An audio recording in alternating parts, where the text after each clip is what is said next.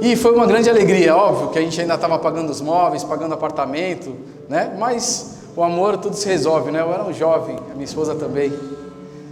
E aí quando isso aconteceu, senhoras e senhores, fomos todos o pré-natal, fizemos tudo que a gente tinha que fazer, certo?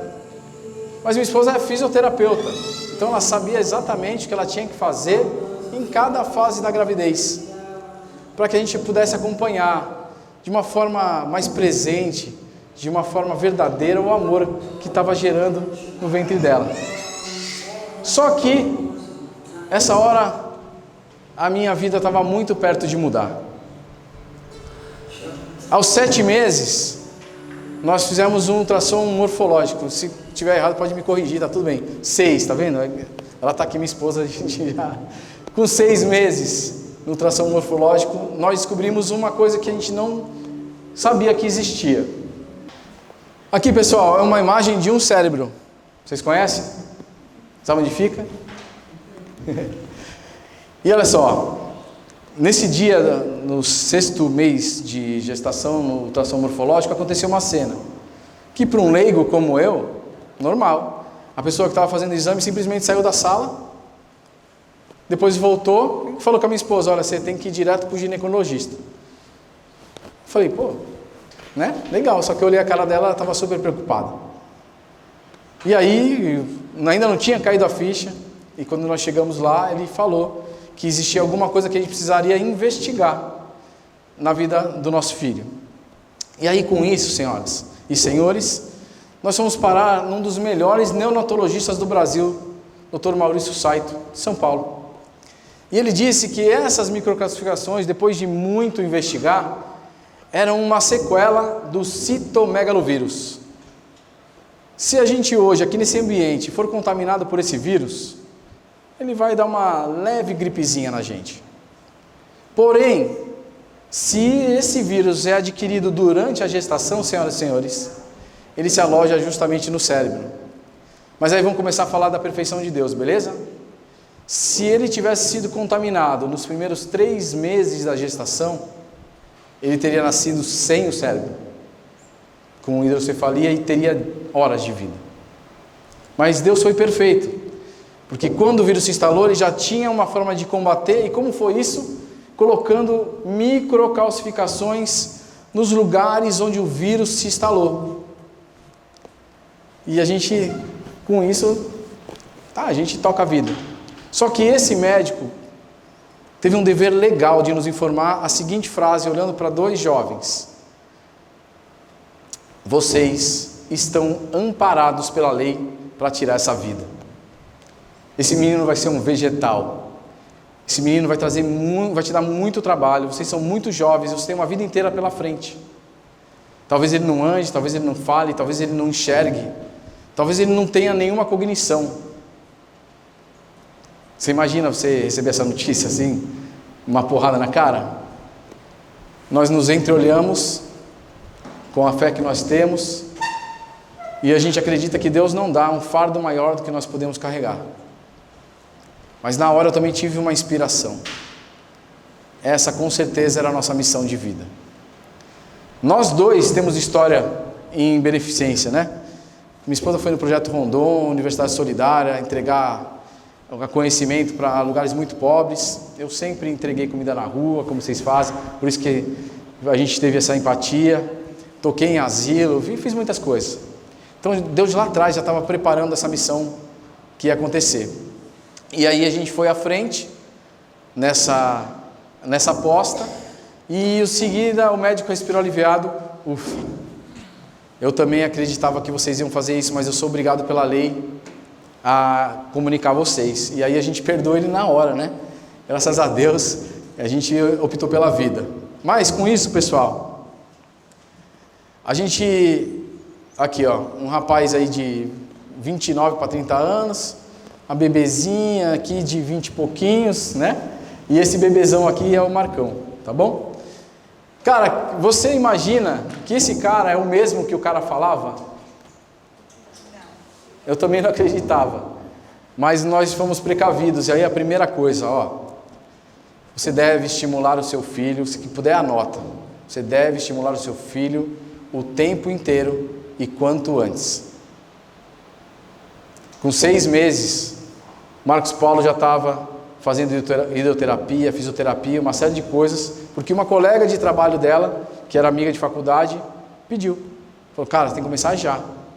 E eu lembro até que ela falava um negócio que ele não sentava no sacro. Para mim, eu sou leigo, não sei o que é isso, mas minha esposa falou assim, vamos então. E ele começou. E aí, olha como Deus une os propósitos. Vamos contar a história, né?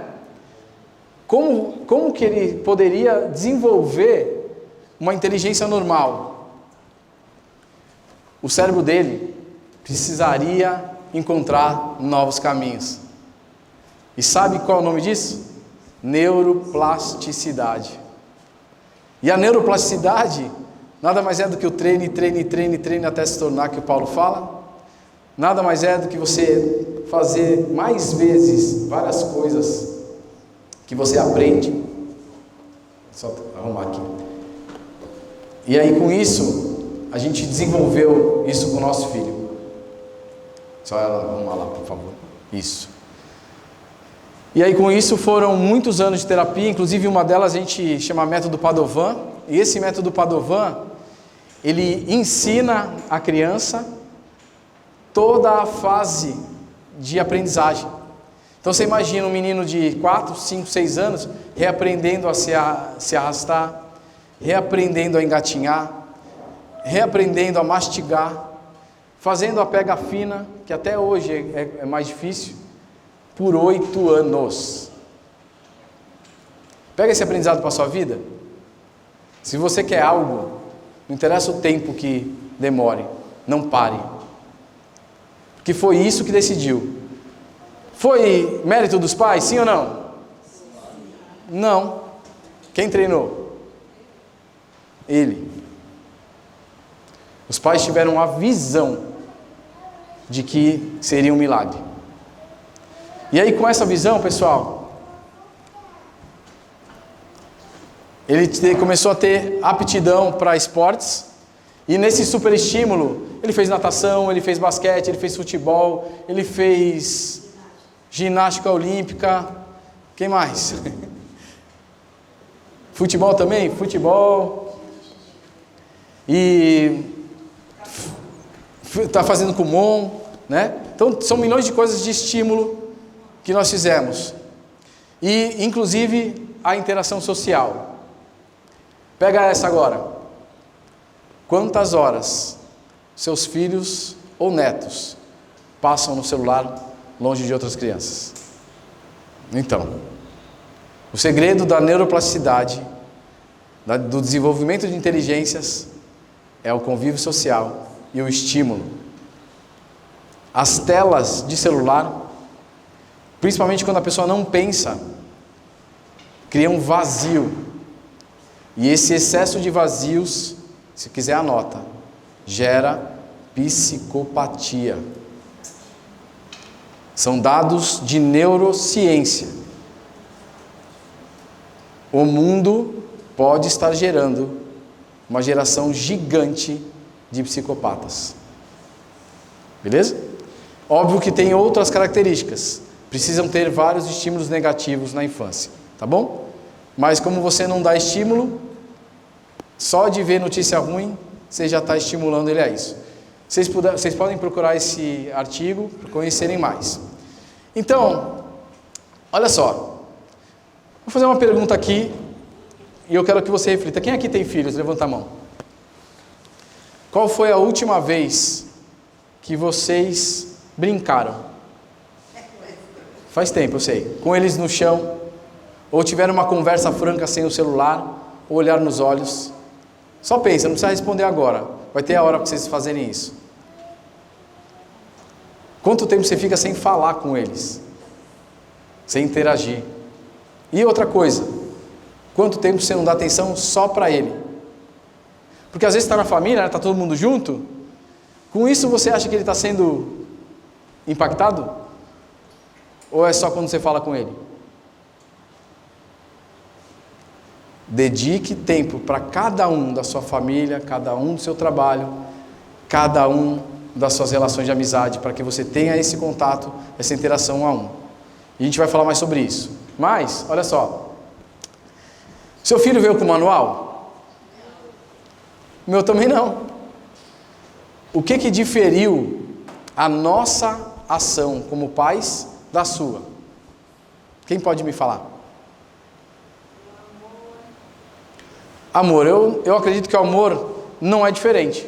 Porque com certeza vocês amam seus filhos. Mas é uma boa coisa para cuidar do filho. O que mais? Dedicação. Eu não duvido que vocês também tenham dedicação. Mas para encurtar a conversa aqui, senhoras e senhores, o que teve de diferencial é que nós buscamos ajuda. Nesse momento, mesmo numa exposição da área técnica, nós nos julgamos incapazes de lidar com isso sem ajuda. Está tendo dificuldade com seu filho? Busca ajuda.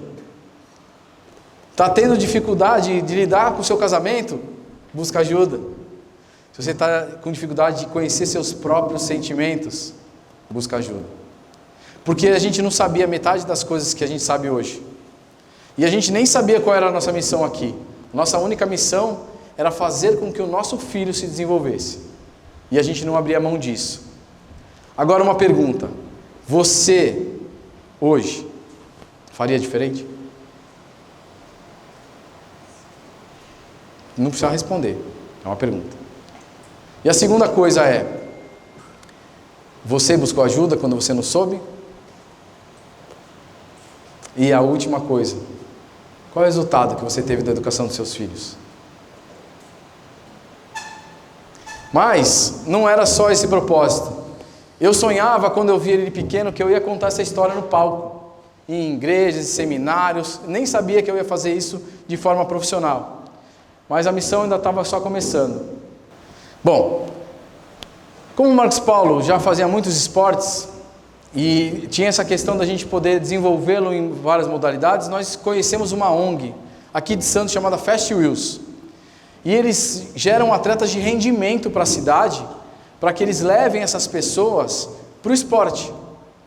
Só que quando você anuncia uma vaga, de um treinamento esportivo para pessoas com deficiência, vai só os atletas? Não, vai todo mundo, E nesse caso, a gente achou que a gente ia pegar, deixar o nosso filho lá para ele treinar e ia sair para correr, que a gente não tinha momentos juntos muito tempo, por causa da dedicação que a gente tinha com o filho. Quando a gente chega na quadra e deixa ele lá, a gente estava quase indo embora e aí algo nos chamou.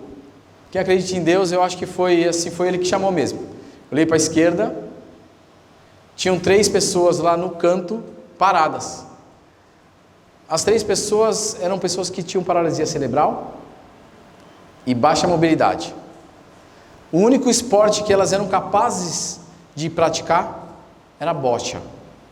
E eles não sabiam ensinar bocha. Então todos os sábados, essas crianças, esses adolescentes, saíam de casa para não fazer nada junto com outras pessoas. E as mães tinham um tempo de conversa na arquibancada. Cara, aquilo me doeu o coração do jeito, amor? E a gente não resistiu, a gente pulou para dentro da quadra. Por incrível que pareça, eu e minha esposa jogamos basquete, com essa altura toda aqui que vocês estão vendo. Fui 6 vezes campeão santista pelo Carmo, tá bom? Mas era isso tudo mirim, a hora que foi pro Infanta eles mandaram embora do time. Mas eu gostava de basquete ainda, e a gente pegou uma bola de basquete, a gente batia a bola, jogava para eles jogavam fora da cadeira, eu pegava, arremessava e comemorava com eles.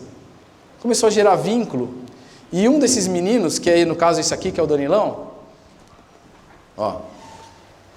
ele me pediu para ir correr.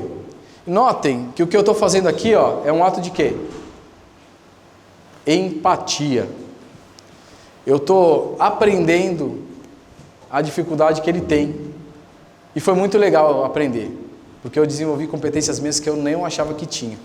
Mas ele me pediu para correr. Sabe que filme ele viu? Meu Pai, Meu Herói. Quem aqui já viu esse filme? Quem não viu, anota e assista. É uma história fantástica. Mas vamos lá. Agora eu preciso que você ligue o áudio para mim, por favor. Pessoal, olha só. Ele pediu para ele correr, e se fosse meu filho, o que eu ia fazer? Correr. Mas era o Léo. O Léo, a mãe solteira, pai largou assim que eles tiveram filho. Esse aqui, o pai faleceu também, e aqui era o único dos 3 que tinha pai.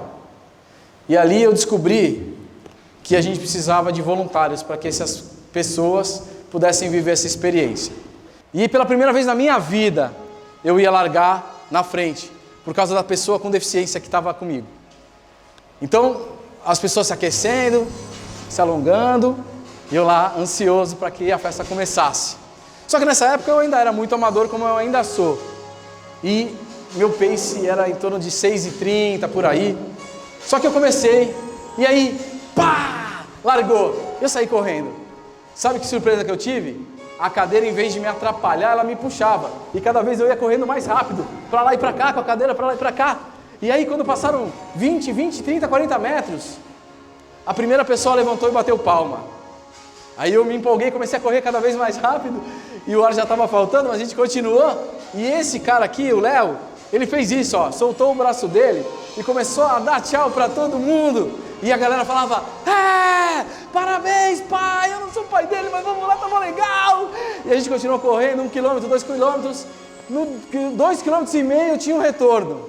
Ai, graças a Deus, já estava cansado, estava suado, estava com dor de cabeça, mas eu não podia parar, porque eu tinha um propósito de levar esse cara na corrida. E aí eu continuei correndo para lá e para cá com ele, e a gente entrou, faltando mais ou menos uns 2 quilômetros, eu estava morto. E a dor de cabeça, que se eu tivesse sozinho, eu já tinha parado, me jogado, pegado água, mas eu tinha um propósito, que era levar ele no final da corrida. Só que esse cara me aplicou um golpe, faltando 300 metros. Ele fala assim, para tio. Aí eu fiquei preocupado, se machucou, aconteceu alguma coisa, Léo? Não. O quê? Eu quero chegar de pé. Aí eu falei, vambora. Soltei ele, joguei a cadeira para lá, e aí, o que eu vou fazer agora, pessoal? Chama-se capacitismo, mas tem contexto, tá bom? Ele me abraçou, e nós fomos assim, ó, nos últimos 300 metros. E aí passou as viaturas da polícia, entraram na nossa frente, com aquela sirene, coração a mil, eu já estava emocionado, cara. E a gente começou a andar assim, ele chegando lá e tal. Cara, é uma das imagens mais emocionantes que eu vivi na minha vida. Porque eu estava com uma dor de cabeça que eu achei que eu ia ter um infarto, juro para vocês. E aí, o locutor fala assim, que lindo, ele empresta as pernas. E nesse momento, eu pisei na linha de chegada, e eu tive uma chuva de bênçãos sobre a minha cabeça, uma chuva de bênçãos maravilhosa. E aí o que aconteceu? A dor de cabeça foi embora, o suor foi embora, e ardeu no meu coração esse propósito, de levar as pessoas a viverem experiências. E nesse momento Deus mudou a minha vida, Deus mudou a minha história. E não foi através do meu filho, ele foi a minha visão, que meu filho não é cadeirante.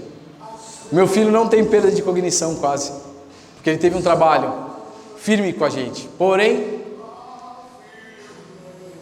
existiam muitas e muitas pessoas que precisavam conhecer essa história.